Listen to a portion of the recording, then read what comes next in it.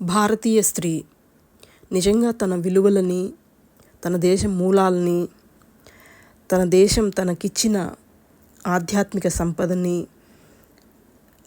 నిజంగా తను అర్థం చేసుకొని ఉంటే జీవితాంతం తనకి అది ఎంతో రక్షగా, తన అభివృద్ధికి, ఉన్నతికి తోడ్పడుతుంది.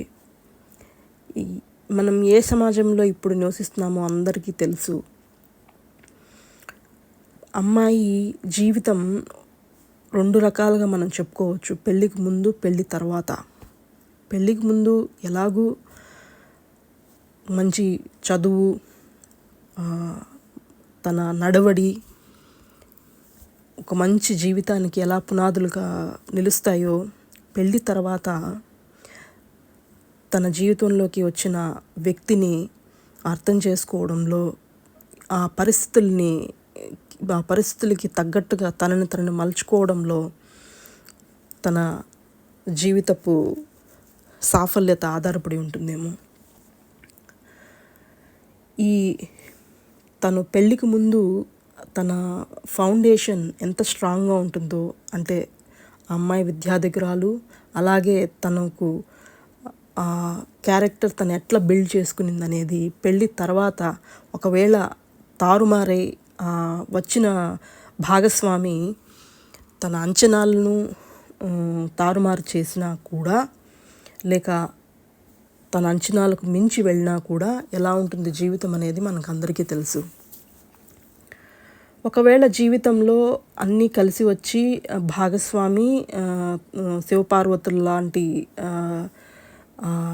విలువలని ముందుకు తీసుకెళ్తే అమ్మాయి జీవితం ఇంకా పరిపుష్టమవుతుంది.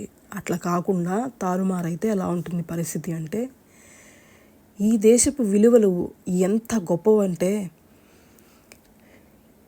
అలాంటి పరిస్థితుల్లో ఉన్నా కూడా ఈ కాలం దంపతులు ఎలా ఉన్నారంటే ఒకరినొకరు మోసం చేసుకుంటూ, ఈ సాంకేతికత ఇచ్చిన విచ్చలవిడితనంతో జీవితాలని మోసం చేసుకుంటూ, ఇంకా చెప్పాలంటే తను అధర్మ మార్గంలో వెళ్తున్నా కూడా స్త్రీని నువ్వు ఇవన్నీ చూసి చూడనట్టుగా నా మార్గంలో నువ్వు ఉండాలి, నేను శాసిస్తాను, నువ్వు పాటిస్తుండు, అదే భారత స్త్రీ యొక్క ధర్మం, లక్ష్యం అన్నట్టుగా అంటుంటే నవ్వు వస్తుంది.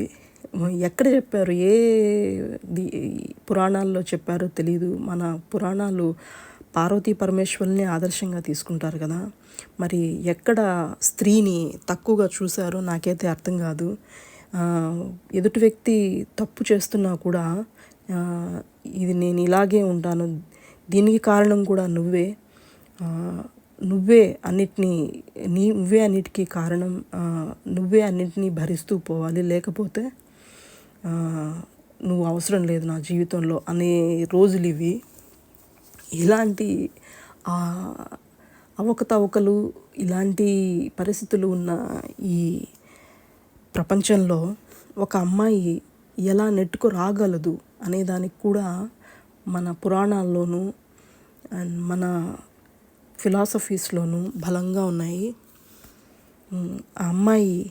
ఇలాంటి అమ్మాయి సర్వ స్వతంత్రురాలవుతుంది ఎలాగంటే లలితా త్రిపుర సుందరి దేవిలాగా.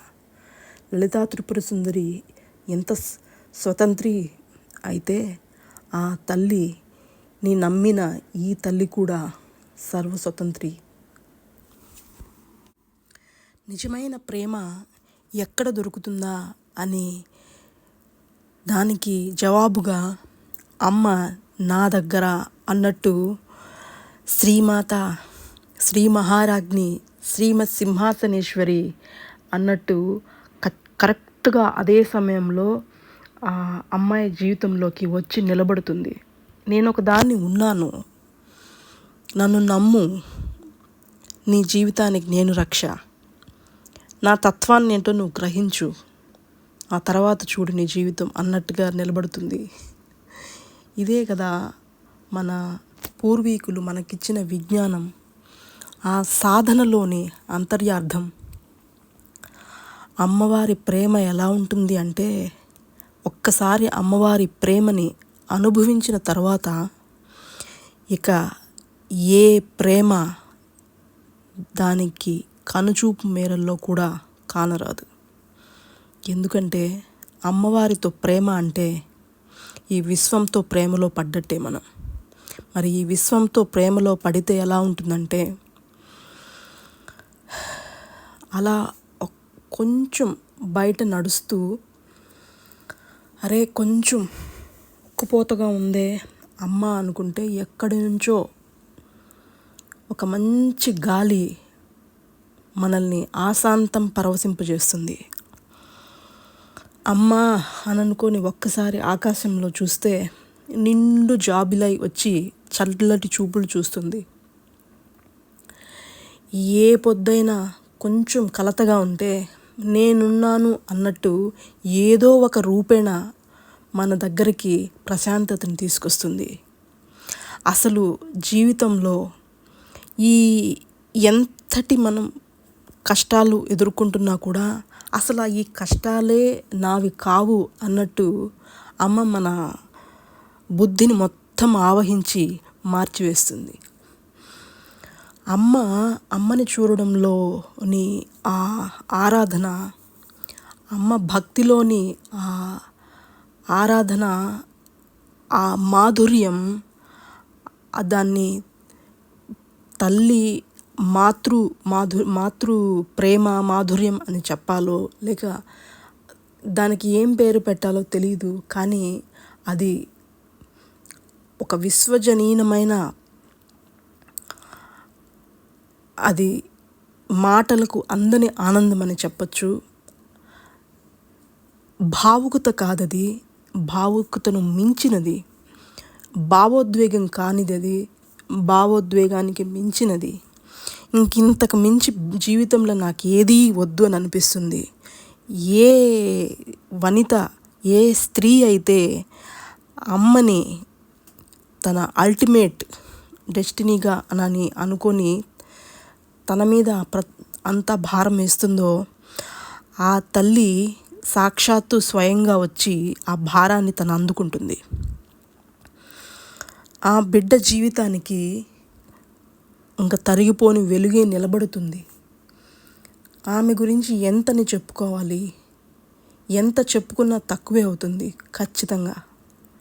ఎందుకంటే ఆమె అంతులేనిది, ఆమె మాటలకి అందనిది, ఆమె ఎప్పటికీ తరిగిపోనిది. ఆమె ప్రేమ మధురాతి మధురం. ఆమె ప్రేమను మించిన ప్రేమ ఈ విశ్వ సృష్టిలోనే లేనే లేదు. ఆమె ప్రేమను పొందిన జీవితాల్లో కన్నా మిక్కిలి అత్యున్నతమైన జీవితం. ఇంతకంటే ఏం కావాలి? అమ్మ శ్రీమాత. ఓం శ్రీమాత్రే నమః.